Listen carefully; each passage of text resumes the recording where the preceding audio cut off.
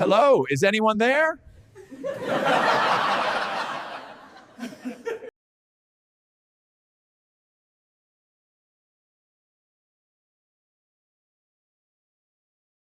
Rain smeared the glass doors of Halberton Industries like someone dragging a wet brush across polished steel.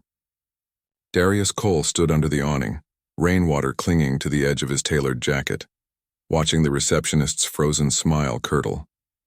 Her voice, clipped and sweet to the last 3 men who entered, hardened as she saw him. "Deliveries are through the back," she said without looking up again, his name engraved in silver on the black access. Card, pressed cold against his palm. CEO. Founder. Her hand reached instinctively for the security phone anyway, like muscle memory. One guard approached, then 2. The first guard's voice carried across the marble floor. "Sir, we'll need you to step back from the entrance." Darius didn't move. The room's hum quieted. A cluster of executives in crisp suits slowed their pace to watch. No one spoke. The receptionist adjusted her pearl earring, pretending to type. His reflection stared back at him in the doors. Black skin, immaculate suit, rain glistening. A man they'd decided didn't belong in the building he built. "I said step back," the guard repeated. Darius raised the card. "This is my company." The second guard chuckled. Not loud, just enough. "Sure it is." The laughter from the hallway was softer than the rain, but sharper than the knife twisting under his ribs. The lobby light above flickered once, harsh white, and everything inside him went still. Behind the security glass, a senior board member lifted his phone and pressed record. The guard's hand reached for Darius's shoulder. He didn't blink. The first finger touched the fabric of his suit. The night cracked open. The rain didn't stop. It thickened. Darius's shoes left wet shadows on the polished marble. 2 guards flanked him like pillars carved to keep the building clean of him, their voices low. Rehearsed. "Sir, this is a restricted area." He didn't flinch. "It's my company." The guard on the left, tall with a crew cut, leaned closer, breath tinged with cheap coffee. "You need to step outside." Light buzzed overhead. Conversations dulled around the edges. The receptionist, still pretending to type, shifted in her chair, fingers tightening on her mouse. Darius's jaw flexed. "Call the board. Tell them Darius Cole is here." A middle-aged executive with a blue lanyard slowed his stride but didn't stop. His eyes flicked toward Darius, then down to the floor. Silent compliance. Darius recognized it. The same silence that built their empire on his back. One guard tapped the radio on his shoulder. "Front lobby. We have a situation. A situation. Not a man. Not a CEO. A situation." Darius reached into his pocket and pulled out the black card. The guard's hand twitched like Darius was holding a weapon. "This card built your paycheck," Darius said. The second guard smirked. "Yeah? Doesn't swipe anymore, boss." The elevator chimed. Hal Whitaker stepped out. Cream suit, calm smile, polished voice like polished steel. "Darius, you should have called first." The lobby temperature dropped without changing degrees. Darius straightened. "You changed the locks." Hal's smile didn't shift. "Protocol. You've been relieved of executive access." The word hung between them, cleaner than the mud underneath it. Darius's voice was steady. "You think erasing my name erases my skin too?" Hal tilted his head slightly, then turned to the guards. "Please escort Mr. Cole out. He no longer belongs here." Laughter. Not loud, not many. Just enough to slice. The guards moved. Hands on his arms. Firm. Cold. The glass door slid open. Rain met him again like it had been waiting. Behind him, the lobby remained spotless. Inside, everything he built was being rewritten without him. He didn't struggle. He memorized every face that looked away. No one said his name. Only the rain did. The office smelled of toner and wet wool. Rain still clung to Darius's cuffs as he sat across from Clarissa Vaughn, lead counsel, the only person who hadn't learned to lower her eyes. Her voice was low, crisp, surgical. "They filed the amendment last night," she said. "Without you. 2 signatures, both forged." The heater clicked twice, steady like a metronome. Darius leaned forward, elbows pressed to the cold edge of the table. How fast can they move? They already did. The board voted you out at 6:12 a.m. A stability vote. They used the volatility clause. The word volatility hung like smoke. Clarissa slid a folder across the table. Inside, printouts of headlines. Halberton CEO removed after outburst. Board steps into calm markets. No outburst existed. The narrative had already been built. They're controlling the optics, she said. He read every line. Every line reeked of coded language. Unstable, emotional, unfit for leadership. Words they'd never use on Hal. Darius's fingers tightened around the edges of the page. Who leaked this? Clarissa didn't blink. Probably someone sitting at that board table, and they've paid for placement. This isn't a slip. It's strategy. The rain pressed against the window in waves. Outside, the city glowed pale and uncaring. Clarissa tapped the second folder. They transferred your shares to a holding trust. You still technically own the company, but they control day-to-day operations. They're betting you'll go quietly. His laugh had no sound. They want the face gone. Keep the structure, keep the profit, lose the black man. Clarissa nodded once. Exactly. He stared at the wall behind her head. White drywall, no art, no color. Just blank. His breathing slowed to a controlled rhythm. They've weaponized procedure, she said. If we make a legal move, they'll bury it under litigation for years. That's their shield. Power wears paperwork well. Darius closed the folder. We'll tear it off. Clarissa met his gaze. We'll try. But understand what this is. They don't just want you out. They want you erased. Silence thickened the air. Rain hit harder. His phone buzzed. Unknown number. He answered. A reporter's voice bled through, smooth and hollow. Mr. Cole, do you have a statement on the allegations of aggression in the lobby incident? He didn't breathe for 3 seconds. Allegations. They say you refused to cooperate with security. There's video circulating. Are you confirming or denying? He cut the line. Clarissa didn't ask him to calm down. She just slid another sheet forward. Legal precedent, leverage, timelines. Words that didn't scream but bled slowly. They're counting on your rage, she said. Rage gives them headlines. Control your voice or they'll control it for you. He stood, hands on the table. Then they'll hear it my way. Clarissa's eyes followed him to the door. Darius, this isn't a fight in a room, this is a war waged in silence. He didn't turn. Then I'll make them hear the silence too. The rain didn't soften when he stepped outside. It beat against his face like nails. Headlines glowed on public screens across the street. His name flashed under words that weren't his. He walked through the city where he'd once been called a visionary. Now they called him volatile. Every step hit concrete like a verdict. The war had already begun. The boardroom's walls were glass. Transparent enough to show the skyline, opaque enough to hide intent. Hal Whitaker sat at the head of the table, posture clean, voice steady, every syllable polished for performance. Gentlemen, ladies, let's make this efficient. Darius stood at the far end, near the window, not the table. The seat that once belonged to him now bore Hal's cream suit like a trophy. 12 board members. 11 looked everywhere but at him. Hal folded his hands.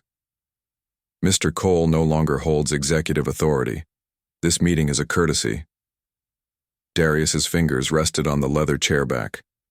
His voice was quiet, deliberate. A courtesy for the man who built the building you're sitting in.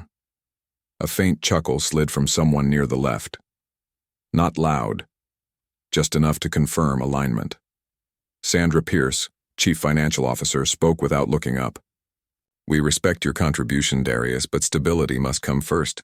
Investor confidence is fragile. He stared at her. She'd once pitched him on loyalty. Darius leaned forward, voice stripped of politeness. Stability didn't build this company. I did. Every floor, every contract, every night spent building what you people inherited. Hal exhaled slowly as if dealing with a child. No one is questioning your passion, but leadership requires optics. Lately, your behavior has raised concerns. Concerns, Darius repeated. Say what you mean, Hal. Hal tilted his head slightly. Investors are uncomfortable. You're a polarizing figure. A sharp breath moved through the room like static. Sandra adjusted her pen. Carl shifted in his chair. No one met Darius's eyes. He walked closer to the table. You mean Black? You mean you can't control the story with someone like me at the top? Hal's smile stayed fixed. I didn't say that. You didn't need to. The lights hummed. Someone outside walked past the glass, pretending not to notice the storm inside. Hal flipped a page in his folder. The board has determined, unanimously, that for the health of the company, I will assume executive leadership effective immediately. You'll retain symbolic founder status, of course. Symbolic, Darius said. The word cracked against the table. Carl finally looked up. This is the best path forward for everyone. No, Darius said. It's the best path forward for people who look like you. Silence. Heavy. Controlled. Hal leaned back. We're giving you dignity, Darius. Don't make this ugly. Darius's jaw locked. You made it ugly the moment you decided my presence was a liability. Hal's tone thinned to a whisper. You were an asset when we needed diversity. Now we need stability. The line landed like a blade. Every heartbeat pounded against the glass. Darius stepped back, absorbing the faces one by one. People he'd built contracts with. People who'd toasted him at launches. People who'd used his image as proof of progress. Now their eyes slid away like oil on water. He didn't shout. He didn't beg. Keep the building, he said. But don't ever think it's yours. Hal didn't flinch. It already is. The meeting ended without a gavel, without ceremony. They walked out in pairs, murmuring about quarterly projections. Darius stood alone, the city stretching beyond the glass. The room he built no longer had space for him. Only his shadow remained against the wall. The steps outside Halberton were slick with rain.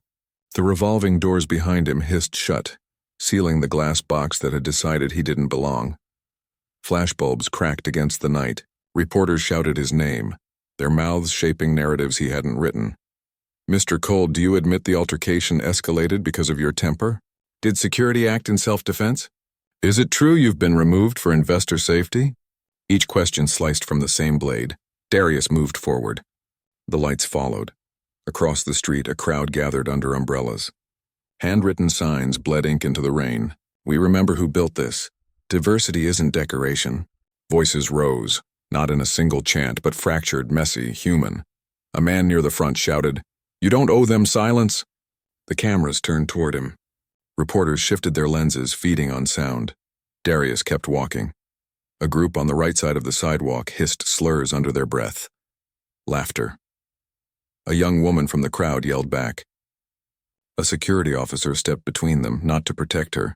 Someone spat near his shoe. The sound of it hitting concrete was louder than the shouting. A girl, maybe 19 with a Halberton intern badge, pushed through the people. She stopped a foot away, soaked to the skin, breath shaking. "I'm sorry," she whispered. "I saw what they did. I didn't say anything, I just didn't." Her voice barely existed under the rain. Darius's jaw tightened. "They count on your silence." She nodded, tears indistinguishable from the storm. "I know." Behind them, a news van broadcast his face next to the headline, "Corporate Chaos. Founder Sparks Uproar."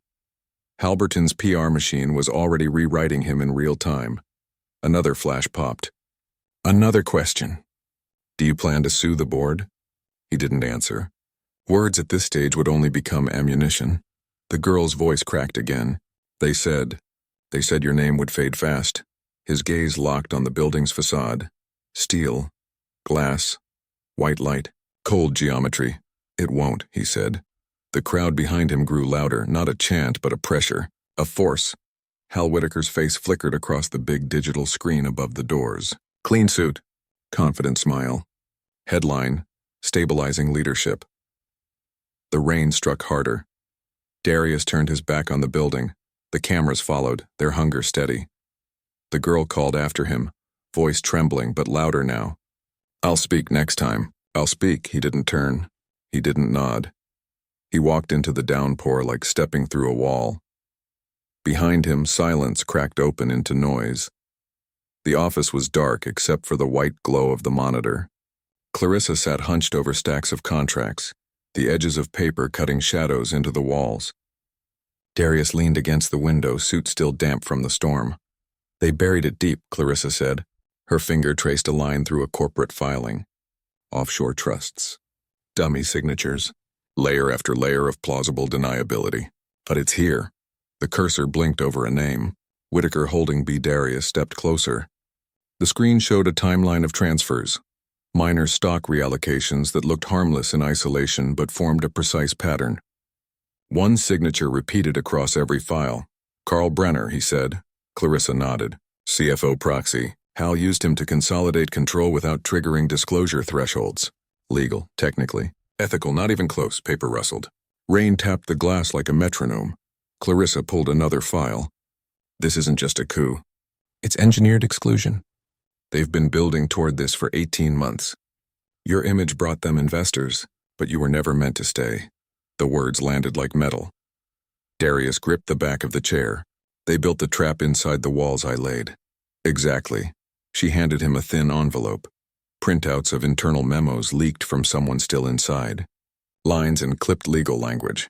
Reputation management strategies. Demographic neutrality initiatives. Then a single blunt note handwritten in the margin. "Clean break. Don't let him back in." Darius read it twice, the ink biting into the page. Clarissa lowered her voice. "Whoever gave me this is scared. These memos shouldn't exist outside board circulation. Somebody on the inside isn't playing along anymore." He dropped the papers onto the desk. Fear cracks loyalty. She closed the laptop with deliberate slowness. "If this goes to court, it's years. They'll starve you in litigation. You'll lose the company before you win it back." "I'm not fighting for the company anymore." She looked up. "I'm fighting to expose them." Clarissa's jaw tightened. "Then understand what that means. They'll come for your credibility. Everything you've built, every line you've spoken, every photo, every friendship, they'll turn it." He didn't respond. He didn't need to. The room already carried the weight of what he'd lost. Clarissa stood and opened the blinds a few inches. The building across the street gleamed in sterile white light. Halberton's top floors burned bright like nothing had happened. She whispered, "You built a tower that refuses to remember your name." Darius stared through the rain. "Then I'll make sure it remembers the fall." A floorboard creaked. Clarissa pulled out one more document. Confidential. Internal audit notes. A line circled in red. Racial optics leveraged. Controlled exit planned. His hand pressed flat against the page. It was all there. Not a whisper. A plan. Clarissa's voice was measured. "We go public, they'll scorch the earth. Threats, counterleaks, character assassination." He exhaled slowly. "Let them." She met his gaze. "This isn't revenge. This is war with no safe side." He straightened. "Good, wars don't end with silence." The rain outside didn't ease. It thickened, steady and relentless, like the sound of paper being torn. Somewhere inside Halberton's glass walls, the first fracture had already formed. The shareholder event was built like theater. Rows of white chairs, precision lighting, broadcast feeds running live to financial networks. Screens above the stage looped Hal Whitaker's face and the words, "Stabilizing Leadership Initiative." Darius stood at the edge of the hall, back against the concrete pillar, watching the performance unfold. Hal's voice filled the room, smooth and rehearsed. "And with steady hands, we guide Halberton toward a future free from instability. Investors can rest easy." Applause followed. Polite, mechanical. The board sat in the front row. Every one of them avoided looking toward the shadows at the back of the room. Clarissa stood beside Darius, whispering without breaking her gaze from the stage. "Remember, no rage. Facts first, then detonate." He nodded once. Hal gestured at the crowd with the ease of a man who thought the war was already won. "Leadership isn't about ego," he said. "It's about knowing when to step aside so the company can thrive." Darius stepped out of the shadow. The ripple moved through the room like a cold wind. Cameras swung toward him. Hal froze mid-sentence, recovered with a polished grin. Mr. Cole, I wasn't aware you'd be attending. You should have been, Darius said, voice cutting through the microphones without needing one. The room tightened. Hal forced a laugh. Ladies and gentlemen, our founder, still as passionate as ever. Darius walked down the center aisle, unhurried, every step echoing. Tell them how you built your takeover. Tell them about the forged signatures, the shell companies, the racial optics memo. Hal's smile fractured for half a second. Clarissa stepped to the side, opening the file in her hand. Screens above flickered. A document appeared. Scanned signatures, internal emails, the line circled in red. Clean break. Don't let him back in, the audience stirred. Whispers rose like a tide. Hal's jaw flexed. This is your handwriting, Darius cut in. Right there. You built the coup 18 months ago. You kept me as a face until I became inconvenient. Reporters stood. Cameras zoomed. Hal raised his hand, trying to steady the air. This is an emotional reaction. Mr. Cole has been under strain. The board acted in the company's best interest. Darius's voice stayed calm. You built a company on my name, then decided my skin didn't fit your vision of leadership. The silence after that line had weight. Sandra Pierce shifted in her chair. Carl stared at the floor. Hal's fingers tightened around the podium edge. A reporter shouted, "Is that memo authentic?" Darius didn't need to answer. Clarissa held it high. Signed, dated, logged in the company's own system. Another screen blinked. A second document appeared, stock transfers, offshore routes. Hal tried to speak again. The tremor in his voice betrayed the polish. This is out of context. Corporate restructuring isn't racism, it's strategy. Darius stepped closer to the stage. Strategy doesn't erase the man who built your empire. The applause that followed wasn't planned. It started from the back, 2 people, then 5, then a wave. Not a celebration. A fracture. Hal's eyes darted toward the board. No one moved. The stage lights burned white. Cameras caught every micro-expression. Darius didn't smile. This isn't about me. It's about every hand that built this place and got erased in the footnotes. Hal opened his mouth, but the noise drowned him. Darius turned and walked out, leaving the podium shaking in the weight of silence he didn't have to force. The war had shifted. The machine had bled in public. The first audio file leaked at 3:12 a.m. By dawn, every major business network had played the opening line. Hal Whitaker's voice, low and clear, saying, "He was never meant to stay. Optics only. Once the market's calm, we clean house." The second leak was worse. Laughter.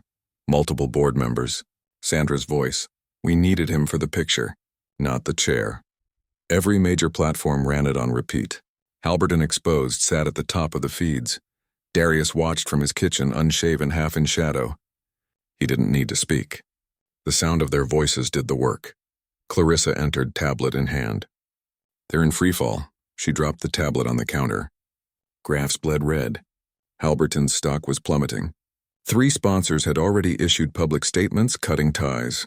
Journalists camped outside the building before sunrise. Darius rubbed his hands across his jaw. How many files? 14 audio. 9 email threads. 1 full recording of the stability plan meeting. The last recording played. Hal's voice again. Once he's gone, we can control the narrative. A black CEO is fine until investors get nervous. Then we put someone palatable in the chair. Clarissa didn't speak. She didn't have to. The air itself had weight. Reporters flooded every network with panels dissecting the language. Words like systemic exclusion, racist power structure, optics manipulation filled the air. By noon, protesters filled the street in front of Halberton. Not a fringe group, thousands. Workers, students, organizers, even shareholders. Their signs didn't ask. They stated, "We heard you. Erasure is policy. No diversity on lease." Inside the building, executives scrambled behind tinted glass. Footage showed Sandra exiting through a side door, her face hidden beneath a scarf. Carl issued a short statement that crumbled under the first follow-up question. Hal disappeared from public view. Clarissa handed Darius another file. Federal investigations already opened. Employment discrimination statutes. Securities fraud. They won't dodge this. Darius leaned back against the wall. They'll try, she nodded. They won't succeed. The television flickered to a live broadcast. A former employee, A black woman who had resigned 2 years ago spoke into a microphone. We warned them. They told us to stay quiet. Now everyone can hear what silence costs. More voices followed, dozens, testimonies, stacked on air like bricks. Halberton's PR team issued a statement calling the leaks deeply troubling and taken out of context. No one believed it. At 3 p.m., Hal stepped out of a black sedan into a wall of sound.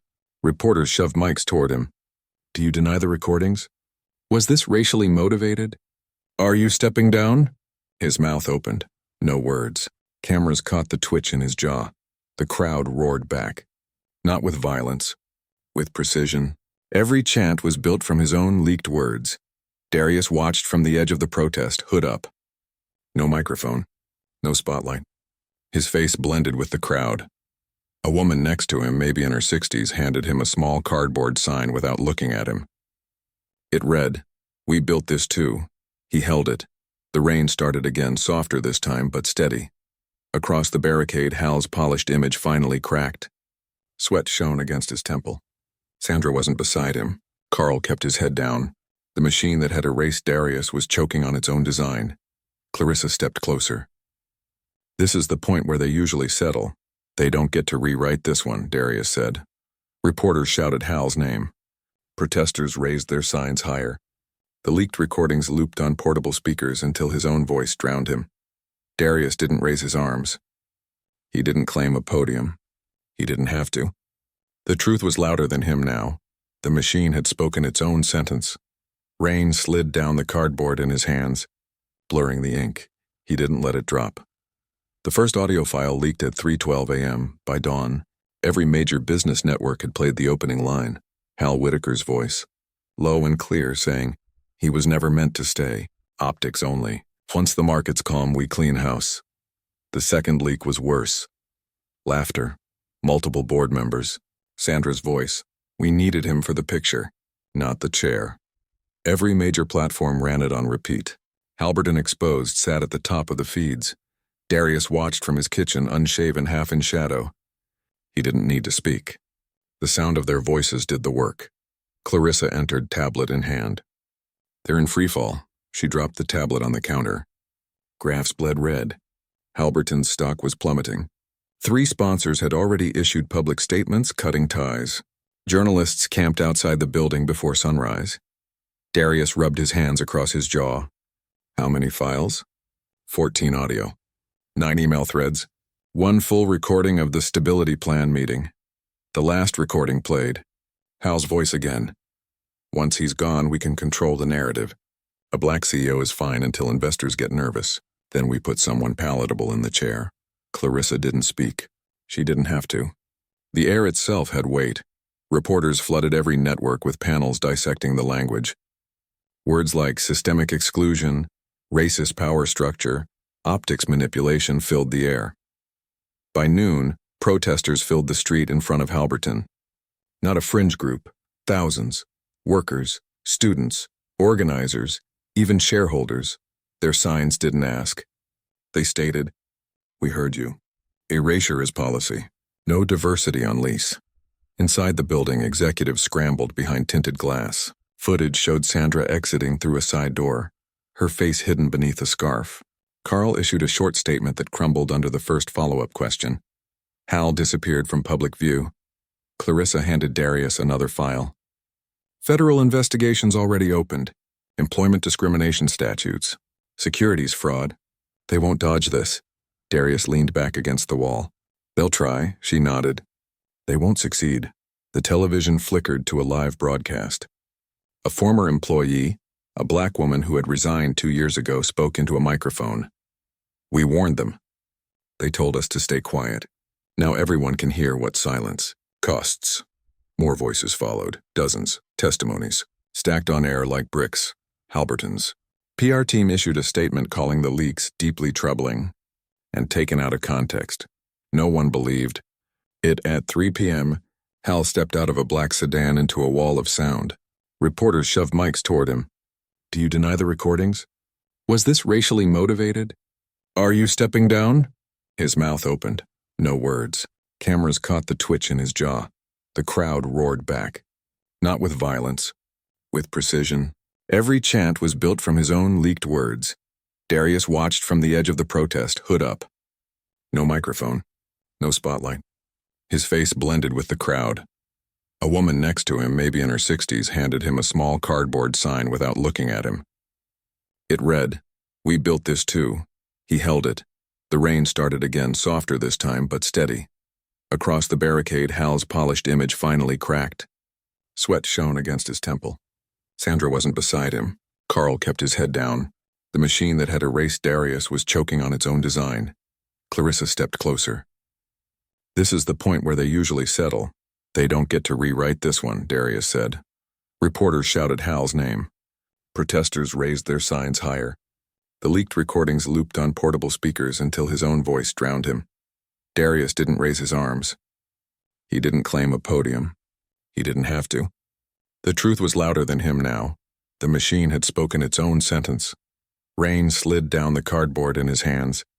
Blurring the ink, he didn't let it drop. The streets were quieter on the south end of the city. No cameras. No press vans. No chanting. Just cracked pavement and the smell of rust in the rain. Darius walked past the leaning iron fence, past the corner store that hadn't changed in 20 years. The house still had the same uneven porch step. Inside, his mother sat in the worn armchair, the news murmuring low on the television.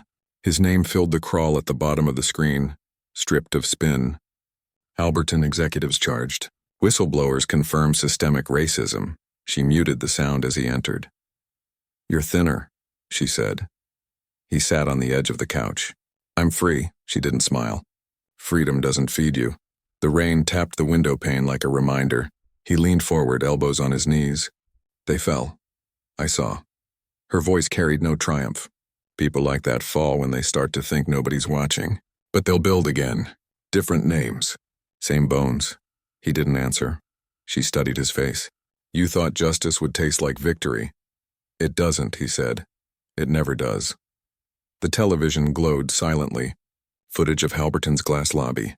Police tape. Suitcases rolling out under storm gray light. She turned the sound back on. A reporter's voice cut through. "This case has triggered broader investigations into discriminatory contracting and board exclusion practices across multiple firms." She clicked it off again. "You burned their mask. But the face is still out there." He exhaled slowly. "I know. You carry their weight now," she said. "Because they won't. Because they never do." His hands pressed against his thighs. The silence between them wasn't empty. It was a ledger. She stood, walked to the kitchen, poured him black coffee without asking. Steam coiled upward. "I told you when you started that they'd love you until you made them look in a mirror." He took the cup. They looked. They broke. She sat across from him. "And you think that fixes anything?" "It doesn't," he said. "But it leaves a scar." "Scars don't scare men like them," she said. "They just build taller walls." He stared at the dark liquid in the cup. "Then I'll keep cracking them," she leaned back. Her eyes, old but clear, fixed on him. "Then you'll have to live with the cost." The room held the weight of everything that wasn't said. The year spent proving himself in rooms that didn't want him. The night they dragged him out. The faces that turned away. She placed her hand on his. "You didn't win clean. You just didn't lose." He nodded once. The news resumed in the background, another company's name already on the ticker. Another investigation. "Don't let them make you a monument," she said. "They'll use your face the way they used your labor." "I won't." Outside, the rain deepened. The victory didn't feel like light. It felt like weight. Like something placed on his chest he'd have to carry long after the headlines vanished. His mother didn't offer comfort. She never did. She offered clarity. "Power doesn't disappear," she said. "It moves. Be ready." He stared at the cracked porch step through the window, the same one he'd tripped over as a boy. Nothing fundamental had changed. Only the names. Justice had a sound. Not a cheer. A quiet pressure that never left. He set the cup down. "I know where I stand," she nodded. "Good, don't forget." The television flickered. A commentator spoke words about systemic reckoning and paradigm shifts. He didn't listen. He'd lived the gap between language and reality too long. The rain didn't stop. The weight stayed. He didn't want it gone. He just wanted it true. The tower that once glittered in the skyline was a shell. Reporters no longer camped outside. The protest banners had faded. Rain streaked against the concrete. The revolving doors moved slower now, their glass smudged, their rhythm broken. Darius walked through the lobby one last time. No security escort, no badge, no barrier, just echo. The reception desk was empty. The receptionist who had once laughed nervously at his presence had taken a severance payout and vanished. The marble floor still bore faint scratches from the night they forced him out. No one had bothered to polish them. Clarissa waited on the mezzanine with a thick envelope under her arm. Her hair was damp from the drizzle. She didn't smile. Neither did he. They finalized the transfer, she said. He nodded. The boards resigned in stages, legals crawling through every file. Hal's indictment hearings tomorrow. He won't walk away clean, his voice was flat. Doesn't matter. It does, she said. But not to you. He looked up at the glass ceiling. Halberton had been built to project permanence. Steel beams, white light, precision symmetry. It all looked fragile now, thin, almost translucent. She handed him the envelope. Inside, deeds, contracts, signatures, control. Everything they'd stolen repackaged as restitution. He didn't open it. Most people would kill for this kind of leverage, she said. I did, he replied. Her throat tightened at the bluntness. So what now? Nothing, he said. Silence filled the space where ambition used to live. They walked together through the corridor leading to the boardroom. Empty chairs. Abandoned laptops. Half-emptied water bottles. Evidence of a structure that thought it was too big to fall. Clarissa broke the quiet. They're already trying to build a replacement firm under a new name. Different front faces. Same money, same hands. I know. They'll pretend this was one bad man. One bad board. I know. They'll keep doing it. Yes. He stopped at the window overlooking the city. Rain carved slow lines down the glass. The skyline reflected back. Bright lights, clean surfaces, all pretending not to rot underneath. This isn't justice, Clarissa said. It's a crack, he answered. She folded her arms. Cracks get painted over. Not this one. His voice wasn't loud. It didn't need to be. He placed the envelope on the conference table. Didn't sign. Didn't claim. Didn't own. He walked past the chair at the head of the table without touching it. She followed him down the corridor, her footsteps softer than his. You built this once, she said. You could build again. I don't want to build here. Where then? He didn't answer. The elevator doors opened. He stepped inside. She stayed at the threshold. They'll hate you more now, she said, for not playing their game. I don't owe them a performance. The doors slid shut. Outside, the rain fell harder. He walked through the entrance that had once been locked against him and didn't look back. The tower stood behind him like an empty stage. No applause. No vengeance. No redemption narrative. Just ruin and paperwork. Across the street, an old woman from the protests leaned on her cane watching. She didn't cheer. She just nodded once. He passed her without speaking. Power didn't crumble with fireworks. It cracked quietly under its own weight. The city hummed as if nothing had happened. People still walked. Cars still moved.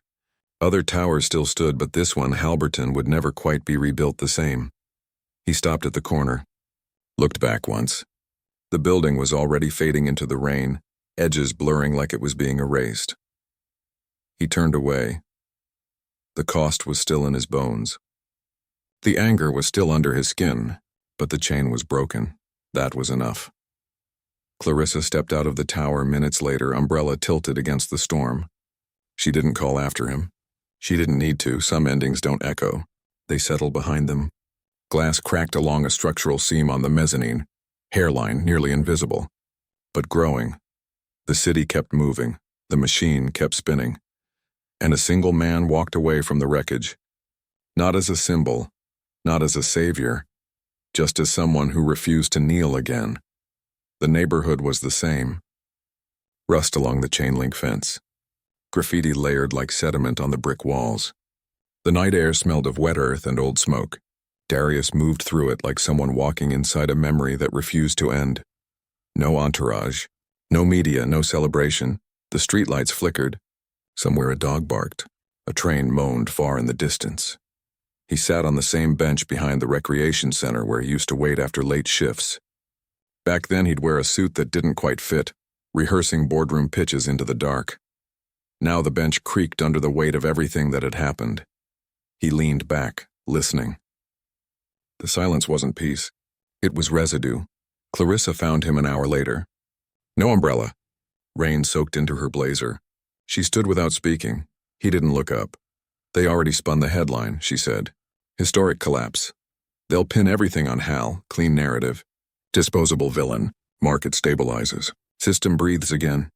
He exhaled once, controlled. They're drafting panels, Darius. Think tanks. Press tours.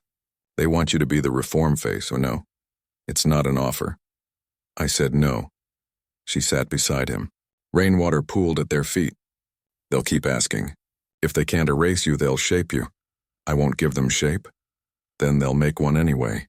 He stared at the basketball court. Puddles reflected broken light. Let them try. Clarissa leaned forward. You know how this works. They recycle outrage, package it, sell progress that doesn't exist. You took their building, not their foundation. I know, she studied him.